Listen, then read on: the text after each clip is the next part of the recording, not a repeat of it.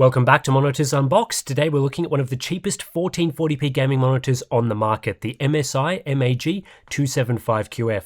This isn't a new monitor, it was first released in 2024, but with a price tag that's been hovering between $170 and $200 US for some time now, I thought it was worth taking a look. Could this be a great choice for budget gamers? And yes, I do sound a bit congested. I've just come off having a cold in the last week, but nothing is going to stop us from reviewing monitors here at Monitors Unboxed. Today's video is brought to you by the Ugreen Nexode 165-watt retractable power bank. This is the ultimate hassle-free travel power kit. It has a 65cm retractable USB-C cable. You pull it out to the length you need. It's super durable, and with 100 watts of output, it can charge a 14-inch MacBook Pro over 50% in just 30 minutes. There's a second 100-watt USB-C port on top for charging devices simultaneously at up to 165 watts total. And it has a massive 20,000 mAh battery capacity with a smart TFT display, plenty for charging all your devices. When I go to Europe in a month, this is what I'll be using. Check out the Nexode 165-watt retractable power bank and Ugreen Prime Day deals via the links in the description to get up to 40% off. The 275QF is equipped with a 27-inch 2560 by 1440 IPS LCD panel with a maximum refresh rate of 180Hz. It supports adaptive sync variable refresh rate, but outside of this, it has fairly basic capabilities by modern standards. There's no wide gamut support, no true HDR hardware, and it won't blow you away with its features. But at this price point, those things don't necessarily matter too much, so long as MSI can deliver solid performance. The design is extremely basic, headlined by a fixed height stand that only offers tilt adjustability. As a result, the monitor sits very low on a standard desk, and I think most people will want to raise it up using some sort of platform, a stack of books, or a separate VESA mount. The build quality is very basic as well. All of the external surfaces are a low-cost black plastic, and the stand itself is entirely plastic with no internal metal structure. This makes the stand flex and wobble under a moderate knock, though it won't easily fall over. On the rear, we are still getting a couple of different finishes to the plastic exterior, but on the whole, this definitely gives off cheap monitor vibes. There's a couple of positives here though. The front is dominated by the IPS LCD panel with a standard matte finish, the bezels are relatively slim, and the chin isn't too large. MSI haven't wasted any money on unnecessary stuff like RGB LED lighting, and the OSD is still controlled through a directional toggle. I don't think it's an ugly monitor either, despite compromises made to the design in an effort to save on manufacturing costs. The port selection is simple, with one DisplayPort 1.2, two HDMI 2.0 ports, and a headphone jack. No USB ports, no KVM switch, just the basics.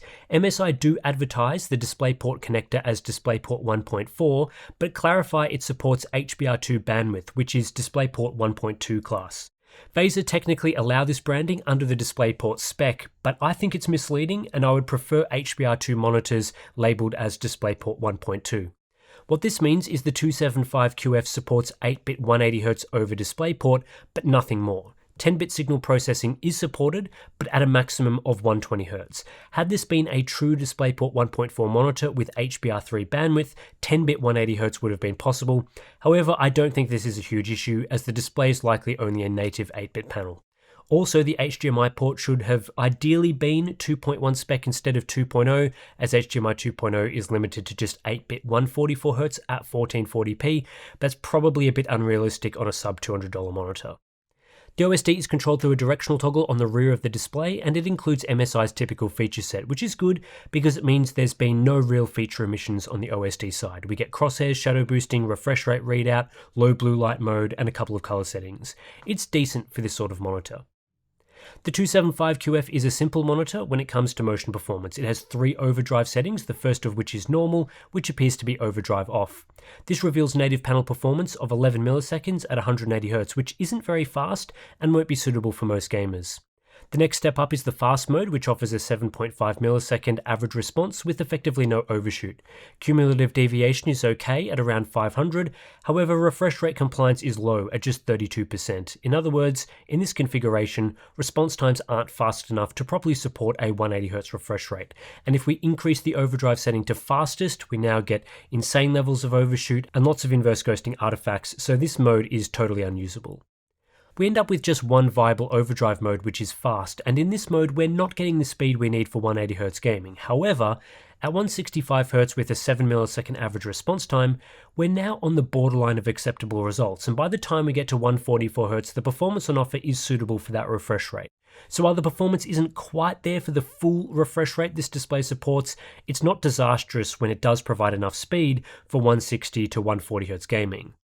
At lower refresh rates, we see the display sitting around a 6 millisecond average response time with increasing levels of overshoot as we go down the range. Things are still looking fine at 185Hz, though at 60Hz we see some overshoot and inverse ghosting artifacts.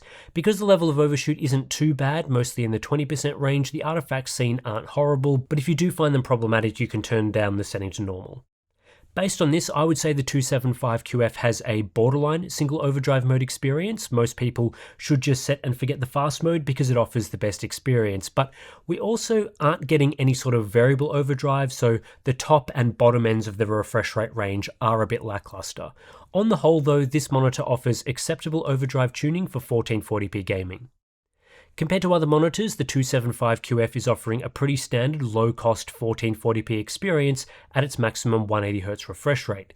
It's similar to the Dell G2724D and faster than the ASRock PG27QFT2A, but it is outperformed by older and higher-end products like the LG 27GP83B. There are also IPS LCDs that have higher levels of overshoot but report in faster, such as the Gigabyte M27QA. So the 275QF isn't awful, but it's definitely on the slower end of the range. Average performance is more favourable to the 275QF as MSI have tuned this monitor well for the middle part of the refresh rate range. Here this display performs similarly to products like the M27QA and G Pro 27i, although the Asus XG27 ACS that offers variable overdrive is better due to a lack of overshoot. Notably, the 275QF is faster than the PG27QFT2A and other products like the M27QP from a few years back.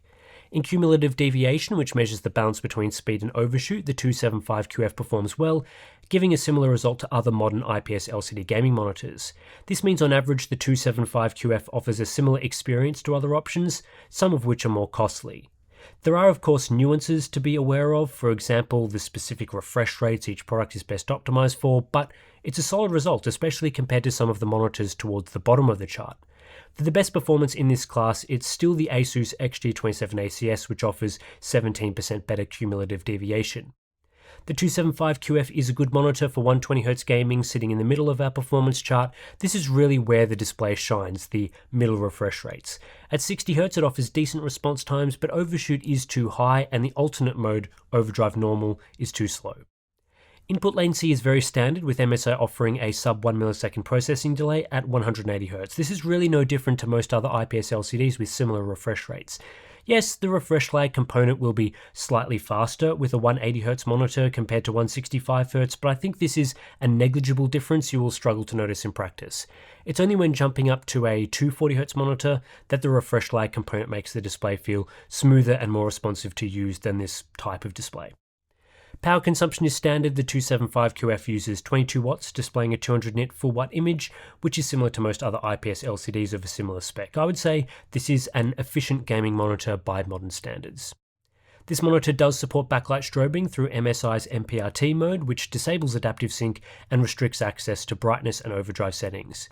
There are no options to adjust strobe timing or length, so you just have to accept the way MSI has configured it and the brightness it offers. The performance of this MPRT mode is okay at 180Hz, improving clarity compared to not using it. However, there is a noticeable double image in motion from strobe crosstalk. This crosstalk is also visible at lower refresh rates like 120 and 85Hz, though there is no red fringing, which is a positive. The mode cannot be used at 60Hz. Due to the limitations around brightness adjustment, I probably wouldn't use this mode, but for some it could be a handy inclusion. MSI incorrectly state on their product page that the 275QF has a wide color gamut. I've no idea why they say this when next to the wide color gamut logo is confirmation the screen only produces 78% DCI-P3, which is not wide gamut. In reality, this is an sRGB only monitor. It covers the entirety of sRGB/Rec 709, so it's perfectly fine for SDR content, but with just 80% coverage of P3 in my testing and 58% coverage of Rec 2020, this is absolutely not a wide gamut monitor. This is rare to see these days, as other entry-level 1440p monitors we've tested have offered 70% Rec 2020 and therefore are wide gamut. Now, while it may not be wide gamut, the 275QF does offer great factory calibration. Out of the box, my unit had a great color temperature and near perfect 2.2 gamma, leading to low grayscale delta E's. Also, because the display is sRGB only, it has fantastic default accuracy for SDR content with no oversaturation issues. Its color checker result of around 5.5 on average is borderline for what I consider factory calibrated to a great standard. Compared to other monitors, the 275QF is one of the most accurate products I've tested in grayscale out of the box. Color checker is also excellent due to its standard color gamut. However, if we put the wide gamut displays into their sRGB mode, the 275QF isn't as much of a standout. It still offers great grayscale results and decent color checker performance, but now it's more of a mid-table offering, which I think is closer to a true reflection of the differences between these products, as if you were after accuracy on a wide gamut monitor, you would use the sRGB mode. This monitor is capable of great results after a full calibration, as it comes reasonably well calibrated from the factory and it has full coverage of sRGB. These are the results of a full calibration with CalMan, and while it isn't going to be suitable for any wide gamut work, it's a really solid display for SDR content. Brightness is fine at 341 nits max, but on the low side in general when compared to most other 1440p LCDs. Minimum brightness of 44 nits is also fine. The display has a contrast ratio of 1145:1, which is average for an IPS LCD these days, but it avoids the sub 1000 danger zone for poor quality IPS panels, which is nice. You're not going to see too much difference to other low-cost LCDs in terms of contrast and black levels, and in general IPS panels offer poor performance in this area. Viewing angles on this panel are fine and don't impact the experience. It's a typical middle-of-the-pack IPS panel. Uniformity is lackluster. My unit has mild backlight banding where the central column is slightly brighter than the columns either side and the edges are different again. I think this is due to inconsistencies in each of the edge-lit backlights LEDs, and while I am pointing it out here, it's not that noticeable in general usage. Moving now to the Hub Essentials checklist, and I think MSI have made some mistakes with their marketing. Some of the listed specifications are accurate, others are bizarrely wrong and misleading. I don't get why the display is advertised as wide gamut when MSI claims 78% P3 coverage, and claiming it's HDR ready is misleading given the lack of HDR capable hardware. This screen can't even exceed normal SDR colors, let alone brightness or contrast, so saying it's ready for HDR is a bit of a joke, though of course it can accept an HDR signal. I also think that claiming 0.5 millisecond grey-to-grey response times is weird, given this display doesn't do anything to outperform other IPS LCDs, most of which are labelled as 1 millisecond. Now I still think 1 millisecond is wrong most of the time, but if we for a minute say that 1 millisecond refers more to a class of product, not the actual speed, saying this display is 0.5 milliseconds instead of 1 milliseconds, implying it's maybe twice as fast as other IPS LCDs, makes no sense.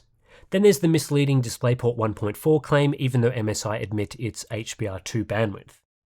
I've also recently introduced a naming assessment, as most monitors are terribly named.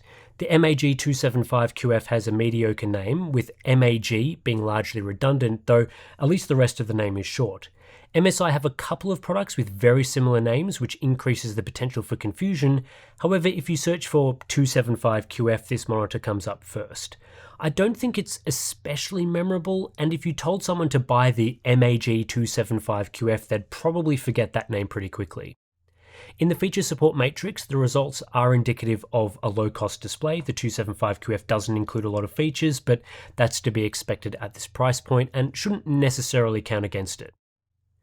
Overall, the MSI MAG275QF is a pretty decent entry-level 1440p gaming monitor.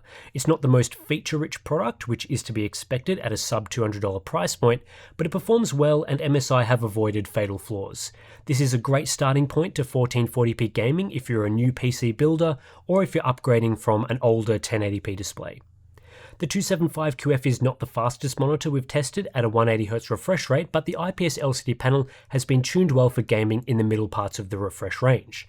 You won't see too many nasty artifacts, and on the whole, performance is similar to other IPS LCDs we've tested, including ones that are much more expensive. From a motion perspective, this is a satisfying display to use, and it comes with the benefits of a 1440p resolution, which is genuinely much better at a 27-inch size than 1080p. The display's color performance is basic, only offering an sRGB color gamut, standard IPS contrast, weak black levels, mediocre uniformity, and average brightness. But MSI have calibrated it reasonably well, so it looks good out of the box, and that's really what I'm after here. Nailing the basics is essential to success in the entry-level tier. To hit a low price point, MSI have stripped away features commonly seen on more premium displays. The fixed height stand is pretty crap, and the build quality is nothing amazing. There's no USB ports on the monitor, no cool lighting effects, no HDR capable hardware, and the ports you do get are the bare minimum. But in my opinion, all of these cutbacks are much better than cutting back on the display panel itself. At a price tag below $200 US, I think this display is worth buying, and it has some advantages over other low-cost LCDs we've reviewed. The nearest competitor is probably the ASRock PG27QFT2A, which is also regularly below $200 US. This ASRock model does have a height adjustable stand and a wide color gamut, but the 275QF is better tuned for response times and colors, so on the whole, I would pick the MSI model over the ASRock. It's not far off the Gigabyte M27QA in performance either, a monitor we usually see for closer to $300 US. In Australia, the 275QF is just $240 right now, which is an amazing price for a 1440p monitor. There might be a couple of reasons to go for something more premium though, depending on what you're after in a monitor. The Asus ROG Strix XG27 ACS is the best I've tested in this spec class, but is usually around $270, which is at least 35% more, and that could be hard to justify without a discount. For similar money, you can also jump up to HDR capable displays like the AOC Q27G3XMN. There's also the issue of the stand. If you must have a height adjustable stand, you'd need to factor in the cost of a third-party monitor arm to the price of the 275QF, which would add at least $20 US to the total package. That could bring other options into play that just include a better stand to begin with, but that will depend on pricing in your region, so as always, check the links in the description. At the end of the day though, provided pricing makes sense, I can recommend the MSI MAG275QF because it performs well in key areas. If you've bought this display at any point since it was released last year, I think you've ended up with a pretty decent product. So anyway, that's it for this review. If you want to support Monitors Unboxed and the independent testing that we do, if you've found this review useful, if you end up going on to buy this product because of this review, the best way to support us is via Patreon. You'll find the links to that in the description below, and if you sign up, you get access to some pretty cool benefits, monthly live streams, BTS content, Discord chat, great place to chat about monitors. We've also got all the calibrated settings, ICC profiles we generate for these reviews down there. Also, just use the links down in the description below for your pricing research, for buying, that sort of thing. That's also a great way to support us if you have found this video useful. So anyway, thanks for watching, and I'll catch you in the next one.